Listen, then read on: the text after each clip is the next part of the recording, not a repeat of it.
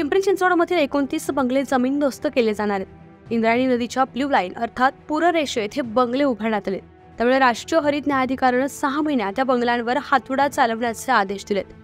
त्यामुळे इथल्या 300 रहिवाशांवर बेघर होण्याची वेळ आली आहे। जरे वर्ल्ड नामक बिल्डरनं अंधारात ठेवून फसवणूक केल्याचा आरोप आता रहिवासी करतात।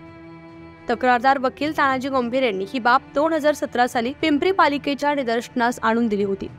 तेव्हा एका बंगल्याचं काम सुरू होतं, त्यावेळी पालिकेनं दुर्लक्ष केलं। पुढे कोरोना काळात गंभीर यांनी हरित लवादाने याचिका दाखल केली, मात्र तांत्रिक कारणामुळे सुनावणी झाली नाही। प्रत्यक्षात सुनावणी सुरू झाली तेव्हा तिथं 3 बंगले होते। मग सुनावणी दरम्यान पालिकेनं माहिती दिली तेव्हा 29 बंगले उभारल्याचं समोर आलंय। पूररेषेत बांधलेले बंगले पाहून हरित लवादानं पालिकेवर ताशेरे उठले। आता पुढच्या 6 महिन्यात हे बंगले जमीनदोस्त करून बांधकाम करणाऱ्यांसह संबंधित दोषींकडून 5 कोटींचा दंड वसुलण्याचे आदेश हरित लवादानं दिले। तुम्ही याचिका कधी दाखल केली होती आणि याचिका दाखल करताना किती तिथं बंगले होते, आत्ता किती आहेत आणि काय नेमका आता निकाल दिलेला? सदरचा प्रकार हा गट नंबर 90 चिखली गावामध्ये आहे। सदरचं गाव हे पिंपरी चिंचवड महानगरपालिकेच्या हद्दीत आहे। 2017 मध्ये जुलै 2017 मध्ये सदर बाब मी पिंपरी चिंचवड महानगरपालिकेच्या निदर्शनास आणून दिली होती की सदरचा भाग ब्ल्यू लाईनमध्ये असून इथं डम्पिंग चालू आहे आणि बंगल्याचं काम नियोजित आहे, तर हे तात्काळ थांबवा।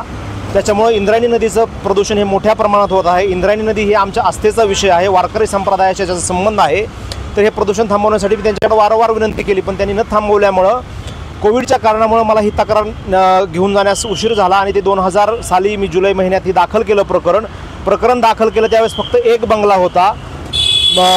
हरित लवादाने याच्यामध्ये संयुक्त समिती स्थापन केली असता समितीच्या अहवालामध्ये 3 बंगले झाले। महाराष्ट्र प्रदूषण नियामक मंडळाचं जेव्हा प्रतिज्ञापत्र आलं तेव्हा 16 बंगले झाले। पिंपरी चिंचवड महानगरपालिकेनं प्रतिज्ञापत्र सादर केलं तेव्हा 29 बंगले झाले आणि सुनावणीच्या अंती एक प्रतिज्ञापत्र महानगरपालिकेनं सादर केलं तेव्हा 35 बंगले झाले होते।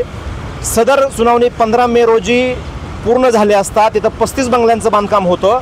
त्यामध्ये सर्व पुरावे स्पष्टपणे दाखवत होते। समिती अहवाल दाखवत होता की सदरची जागा ही ब्ल्यू लाईनमध्ये असून सदरचे पूर्ण बांधकाम हे बेकायदेशीर आहे। याच्यामध्ये एकच निष्कर्ष होता की पिंपरी चिंचवड महानगरपालिकेचा भोंगळा कारभार, भ्रष्ट कारभार या सर्व गैरप्रकारात सामील आहेत अधिकारी आणि ते 2 लाख क्युबिक मीटरपेक्षा कन्स्ट्रक्शन वेस्ट टाकलेलं आहे।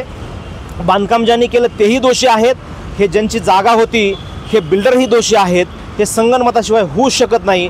पण कुठेतरी ह्या मान्य हरित लवादाच्या निर्णयानं आता थोडीशी राहत मिळाली आहे आणि अशा बेकायदेशीर बांधकामाला चाप मिळेल, इथून नागरिक सजग होऊन होणाऱ्या शहराचा विकास आपला हा सस्टेनेबल होईल अशी अपेक्षा ठेवतो आणि इथून पुढं आता जजमेंटच्या सविस्तर अभ्यासानंतर पुढील वाटचाल होईल।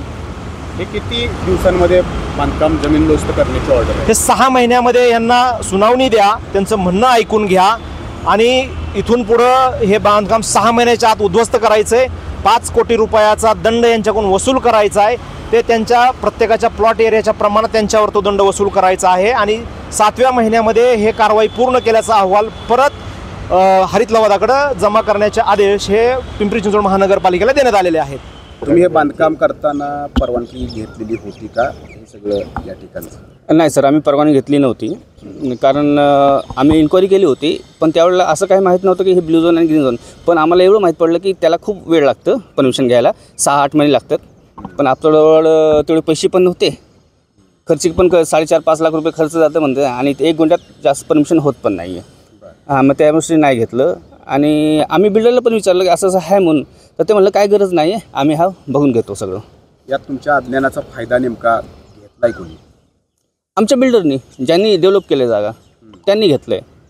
त्यांनी रिसर आम्हाला फसवणूक केली की बाबा ही जागा तुम्हाला पार आम्हाला ह्या कोपऱ्या फक्त ही जे बोर्ड लावले सर तिथनं फक्त 20 फूट त्यांनी ब्ल्यू झोन दाखवलं आहे, बाकी आर झोन आहे असं त्यांनी दाखवलं आहे। आता जमीनदोस्त करायची ऑर्डर आली?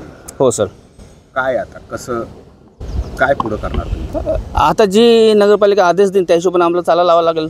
ठीक आहे, आता मला विनंती आहे की नगरपालिकांना काय आम्हाला जर सहयोग करत असेल, ज्या हिशोबाने ते त्यांना काय वाटत असेल की कसं करता येईल काय नाही, समजा आम्ही जर या साईडला भिंत बांधू, संरक्षण भिंत चांगली मोठी, तसं जर चालत असेल तसं करू, पण जर त्यांच्या हिशोबाने चालावं लागेल।